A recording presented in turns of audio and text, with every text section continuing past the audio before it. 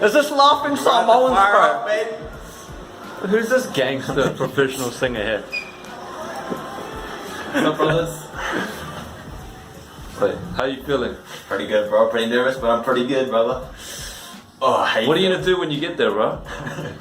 have a few, have a couple of drinks. Stay under the limit, though. This guy.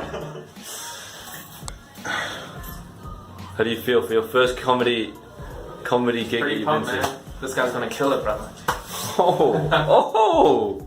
In about 20 minutes we're gonna do it up. We'll let you know how it goes. Honestly, this is gonna be really interesting, you know. 2 weeks of prep, first ever show. Look at this guy. Both feeling good. Feeling good. Feeling great. Yeah, man. EG. Hey, feeling good, like I should. When in dark, I walk around the neighborhood, feeling blessed. Yeah, so as you just saw, we did a few stand-ups. Stand-ups, G. We weren't. Stand-ups, G. We did a weren't few robbing any banks, bro. We stand up on the stage, bro. Hey, every day can be a better day despite the challenge. All you gotta do is leave it better than you found it. It's gonna get difficult to stand, but hold your There's a lot of balance. things in life that really you just need to hit the ground running, and once you hit the ground, you're gonna learn how to run, or you're gonna just fall on your face, but you'll get back up, right? And I think that could happen to us. You know, this is just our experience. We could have gone up there and got smoked and had no laughs and bombed like. You know, this is my first time doing stand-up. You'd think I'd be nervous, but actually I received some highly encouraging advice from my mum before getting up there. She said, don't shit yourself. But luckily that didn't happen. For Trey, he went, you know, like the slogan, the champion, Champions, baby. baby. The champion, baby. Champions, baby. But yeah, genuinely, I would say, guys, if you want to try something, just step into it. If you don't like it, that's good. You know you don't like that thing, and you can eliminate that as something you ever want to try in your life. But if you never know whether it could be something you want to spend the rest of your life doing, like, we don't know whether that's the case, but we're just going to go step by step, you know, open mic by open mic, show by show, and see where it takes us. And you know, yeah, without us, literally we decided on a whim. I remember 2 weeks before some of the shots you guys will see in the video, we went to that same open mic night and we were just chilling. Oh, when are you going on, bro? Soon, bro. So you think you're funny, G? Yeah, I'm hilarious. It was actually quite funny. There was this random tall skinny dude that I noticed in the crowd, and the MC said to me and Trey, oh, how do you guys know each other? I was like, oh, boxing. That's how we know each other. That's how we met. And then she said, oh, so do you do Thai boxing? And she looked straight at me and I was like, why does it have to be Thai boxing? And everyone in the room just erupted in laughter. That tall skinny dude in the crowd, when I said that, he was like, bro, you should go up on stage, go up on stage. And he ended up performing alongside Trey and I that night, and it was sick. Hey guys, I'm actually the smaller version of the other Asian guy that was on before. My name's Taco, pronounced exactly like the Mexican food. Yep, I got a brother, his name's Daniel. I'm the firstborn child, and my parents switch up and they named me after Mexican staple food. I don't know what happened, but some things in life are a mystery. We actually saw some people after the show that were like, Trey, that tall fella, and myself were their favorite acts of the night, so it was really cool. After that original night we went, I found out how you could sign up, and then I emailed the promoter and I copied Trey in, and I was like, book us both in. And Trey was like, why did you book me in, G? But that night, That was after we handshake that we were gonna do it. Yeah, but that night I got we some shook on it. nerves. Yeah, I got some real big nerves. Like as soon as I saw the email and it became real, you know, the reality sunk in, and I was like, no way, I can do this in 2 weeks. But yeah, at the end of the day, we ended up getting up there, and it actually went all good. So there was fears for nothing. I think that's like the same with a lot of things in life, is that people have fears about what potentially could happen, like the fear of going up there for 5 minutes and no one laughing, you just like getting booed off stage and stuff like that, like getting heckled. But yeah, no, you just got to take that risk. There's this quote that I like to think about when it comes to fear, and it definitely applies in this situation, is if you're afraid, don't do it. But if you're doing it, don't be afraid. Like once you're in the moment, there's no point of putting pressure on yourself and being, you know, afraid and fueling your own nerves. Like once you're there, you just got to do what you can do, right? You've prepared your practice and you just got to go for it. Like Yeah, it was definitely a life-changing experience. Like, there's nothing like that. And honestly, I'm quite confident with public speaking, and it was a challenge, like writing jokes and then preparing and then putting it out there. Like, I was not sleeping very well the night before, but my energy just honed in, and I managed to get into a If flow. you've ever met him, you know that Taco's pretty natural at speaking in public. You know, doesn't really give any shits.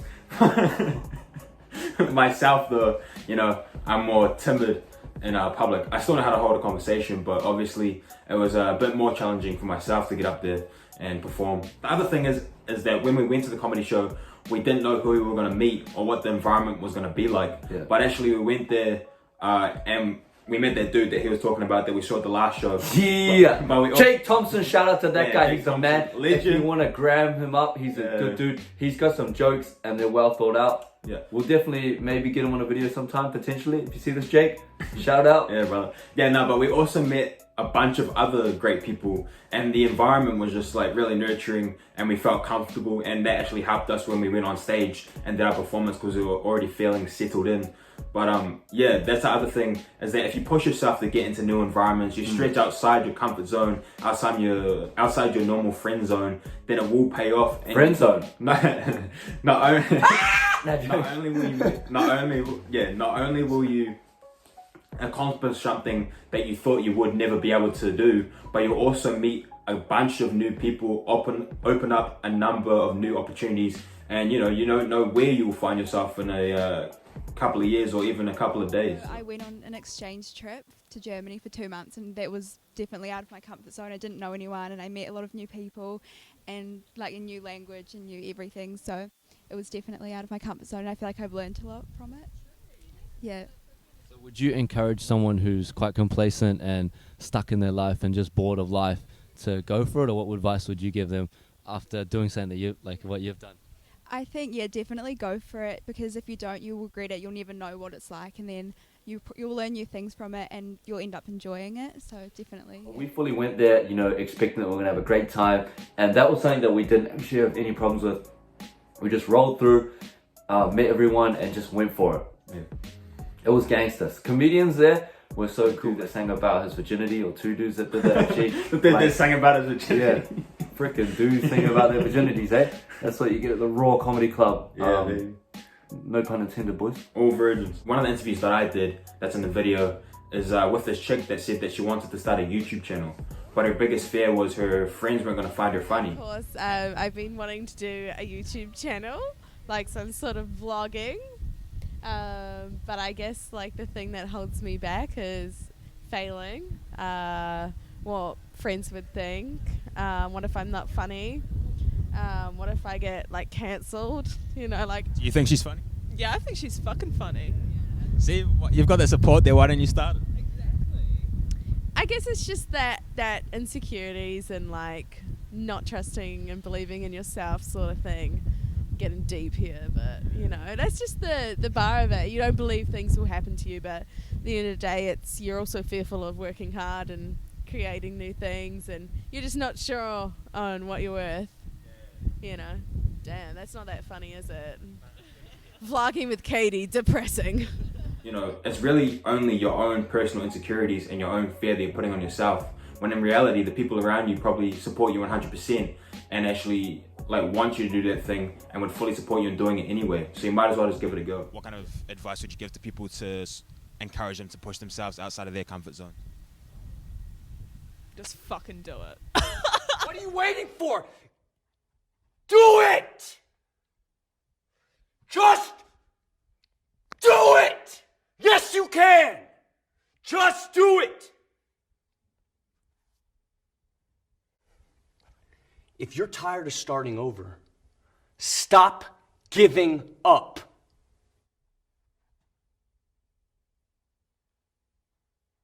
Kind of what helps me push through my comfort zone is the thought of being like 40, 50, 60 and just looking back and being like, what if? End of the day, like the only things that you don't actually achieve are the things you don't go for. Failing actually makes you a better person, makes you realize more about yourself and why you failed. Wow, I'm giving myself a bit of a pep talk here. I'm like, woo, Katie. But no, seriously, just yeah, I just think it's all about the what ifs. Like you say, you never know what you can achieve if you just go for it. All the stuff you could put on your YouTube channel and then. She's talking herself up. Like the queen of positivity quotes on my Instagram. It's like, love yourself. Yeah. And honestly, with content and like putting stuff out there, you just gotta test it. Like I make stuff, I ask Trey, if it's dry as hell, he'll be like, yo, idiot. But you know, you just gotta test it. And sometimes I've posted stuff when I've made content, you know, I've made all sorts of little bits and bobs on Instagram, and not all of them have popped off and been interesting and entertaining. You know, some of them have probably been like, people are like, oh, this guy's weird. But end of the day, I'm not scared of that, because you know, someone's gonna think that for a second. No one actually cares long term. When we get anxious, it's like paying interest on a loan that we don't even have in our mind. That's one of those things, like that old saying, people have too much of their own stuff to worry about, to care about what you're doing. So, you know, when people are hating on you, that's a representation of them not liking themselves. So yeah, 100%. It's like bullying or any of the things we're talking about right now. Is what people say, honestly, listen to what people say. What people say to you, how they say it, their intention and everything, it says so much more about them than what it does you. From what's in your heart, what's in your mind, everything else flows, you know what I mean? The true mind can weather all the lies and illusions without being lost. The true heart can tough the poison of hatred without being harmed. Since beginningless time, darkness thrives in the void, but always yields to purifying light. And I'd like to surround myself with positive people as well, you know, all the negative shit, bro, all the negative people out there, you know, you just don't need it. I went and saw a group, Butterbean Motivation, out south. I went and saw them, and they had a, from the couch. It was people who are morbidly obese, and they just couldn't move, you know. And so so they were outside of their comfort zones, you know, outside of their house, outside of their, you know, with other people as well, you know. I mean, a lot of people who are morbidly obese don't really want to come out into the open, and but yeah, no. So they overcame, and you know, that was pretty inspirational there. yeah, myself, I still have a lot of room to improve, because in my part, I was cracking jokes and they were getting some decent laughs. But I think if I brought the same kind of energy and delivery as Tarks did, crowd would have felt even more involved in my act. You know, I could easily just say, you know, one and done, and that's what my initial plan was because of the nerves and stuff like that. But you know, same with my first fight, I went up against this guy from Australia, Queensland champion, got the crap beaten out of me, and you know, I could have just stopped boxing right there. But I took that loss and I came back, improved, jumped back into the ring, and I ended up getting, you know, 2 national titles. That's a W, not Westside. That's a dub. Yeah, he got 2 national titles. I mean, that 100% is correct. After the show, Trey was like, let's jump back in there. And honestly, he's completely right. You know, my delivery was okay, but I think there's so much more I can improve on as well. Like there's a lot of unnecessary words or parts of the story that I added in that have no, you know, they're not really a part of the premise or sit up and then the punchline. So I'm gonna trim that back, and you're gonna see a nice fresh set. Subway, eat fresh. It was honestly such an incredible experience on Monday at the open mic. Thank you so much to Will, Jess, Joe, in no particular order. You guys are all just as important and valuable You guys are to legends. how awesome and amazing the support was. How many damn times did I say awesome there? I got better words than that, but anyway, I'm lost for words because the love you show on us has been so awesome. We appreciate it a lot. I do. Yeah, me too. That one's for you. Go make a heart. There you go. There it is. That's for the groupie. I'm joking. Big shout out to Will, Jess, and Joe, as Taco was saying, because they actually filmed it for us. And after seeing the film footage, my family, who were kind of doubting me beforehand, were like, oh man, like you actually did a pretty good job. So that's kind of a message that I wanted to give as well, is that people will doubt you to begin with. But then if you push forward, do it yourself, and surprise yourself and actually do well, the people around you are going to be like, man. Yeah, 100%, man. I definitely felt a lot of love as well. My set went okay. And yeah, I really appreciate every single like, comment, message, anything. It's really awesome. And you know, we both look forward to seeing you guys at an open mic sometime or one of our shows in the future. It'll be awesome to have that support, because you know, end of the day, there's no comedy and there's no jokes without people receiving the content and enjoying it and, you know, laughing. So as you guys at the end of the Gotta make sure you laugh though. Nah, you don't have to laugh. If I say something Nah, I'm whack, kidding, I'm if I say something whack after the show, just come slap me on the back of the head. You can slap me on the back of the heart. Depends. On what Depends what you like to do, how you get down. Just a quick bit on, you know, what's going on, particularly in New Zealand if you're watching this, with lockdown and coronavirus and, you know, beyond. It's going to be tough times, you know, all over the show. I'm seeing shops close down. People are losing their jobs. People are interviewing. And if you're in that situation, honestly, and you're feeling really down and you're struggling, please reach out to someone you know. And if you know us, or even if you don't and you want to reach out, my Instagram's at TaxLaw. Trey's Instagram is king.stray. We'll chat to you. You know, we don't say that we genuinely care about things and not mean it. Like, we for real do. And what I want to say is, you know, what's something that is good about this whole situation is that, you know, in any situation, the only point which you really see the real true character of someone is when hard times hit, when difficulty comes, when you're at that part of the workout where it's no longer where you've been before and it's comfortable, it gets uncomfortable and you're challenged. You need to stretch, you need to push, you're grunting, you know? And I think that's the kind of times we're coming in. Most of the greatest things that have ever happened came out of hard times. I heard a saying, it's in hard times you can either let it stall you or you can adapt. When the internet first started, Jeff Bezos, the richest man in the world right now, he took full advantage of that, and a lot of other people were like, man, this internet thing, no one's ever gonna get a hang of it. What the hell is this? Out of the 2008 meltdown, one of the greatest companies right now came out of that, which was Airbnb and Uber as well. Around then, potentially, I think?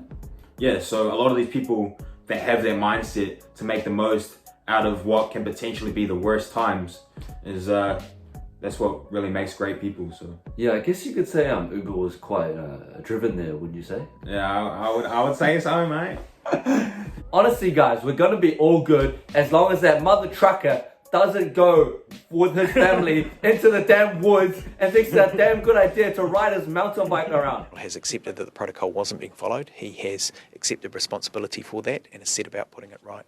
David Clark throwing Ashley Bloomfield under the bus while he was standing diligently behind him. They ask you how you are, you just have to say that you're fine when you're not really fine, but you just can't get into it because they would never understand. Like, dude, if you really want to ride your bike, man, we can like get a GoFundMe and get one of those things you can ride your bike inside, one of those fixed wheel things. Like, dude, there's solutions to your problem. Yeah, we're gonna put that one in the description, so go. Yeah, drop a link. We're gonna put a code. If you enjoy the message that we're putting out there, or you want more content like this, then we'll really appreciate it if you like and subscribe. Well, mostly subscribe, you know, get the numbers up there. If you enjoy our content or you like this video, please share it with a friend that you think would enjoy this video as well. That would be very much appreciated. Please do that if you can. I would appreciate it very much, mate.